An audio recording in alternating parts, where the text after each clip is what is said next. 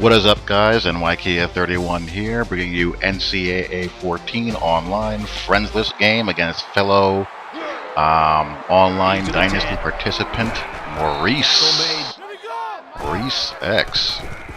And as you saw from the menu, I am testing out the first draft of my custom PowerRaid air raid playbook, and playing with the 3-4 because I'm thinking of doing a 3-3-5 stack, 3-3-5 stack, and 3-4 defense hybrid playbook for those situations where, you know, I'm out muscled up front and the 3-3-5 stack packages aren't going to really suit me very well. Which kind of makes sense, you know, 3-3-5 and the 3-4. You know, kind of go together as far as player roles and whatnot. But anyhow, in this particular video, I'm going to talk more about defense. I have my custom run and shoot playbook, my old school one, the first draft of that done. But I have some other defensive videos coming, basically showing you guys, you know, some good things that are doable from a user perspective and defensive perspective, as well as some areas where the game kind of makes you want to have a stroke. And that's been one of the main topics on the NCAA strategy forums, is the defensive side of the ball. And, you know, not gonna front, it is hard. It is really difficult to hold a defense together. As usual, defense is the game's red-headed stepchild. The offense always gets the goodies, and I don't necessarily have a problem with defense in the game being difficult.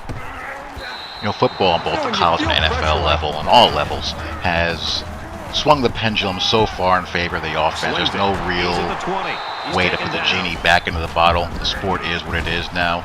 So from that perspective, from a video game environment, it would, you know, make sense that the game favor the offense, but at least give us the tools to keep up with what you've given the offense on an annual basis. We've been playing with the same antiquated defensive adjustments, control layouts, and programming, more or less, for a very, very long time, while every year the offense just keeps on getting better and better and better and better. So it leaves us with ways every year to cook up ways to combat the new offensive goodies. You know, for example, in this game so far, you see we're just marching the ball up and down the field, you know, pretty easily. And all I really ask for, at a bare minimum, on the defensive side of the ball is I can accept, you know, getting beat because a matchup isn't in my favor, or I get out-schemed on a play that puts stress on a defender and he's in a position where he's caught 2-on-1, or he has to make a decision between two routes that are breaking, one in front of him, and he can't see the one developing behind him yet. Stuff like that, you know, good schematic stuff like that I can, you know, accept. I can accept blown assignments. That happens. Mental mistakes are made.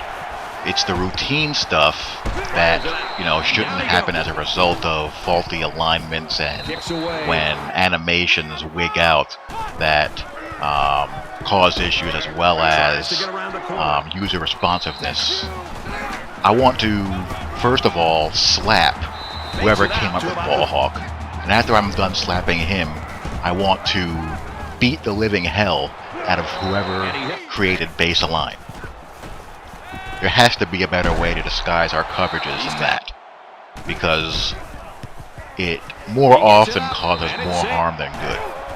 And, you know, as a result of the discrepancy between what the offense gains and the defense being more or less untouched every year, it just puts a lot of stress on the user.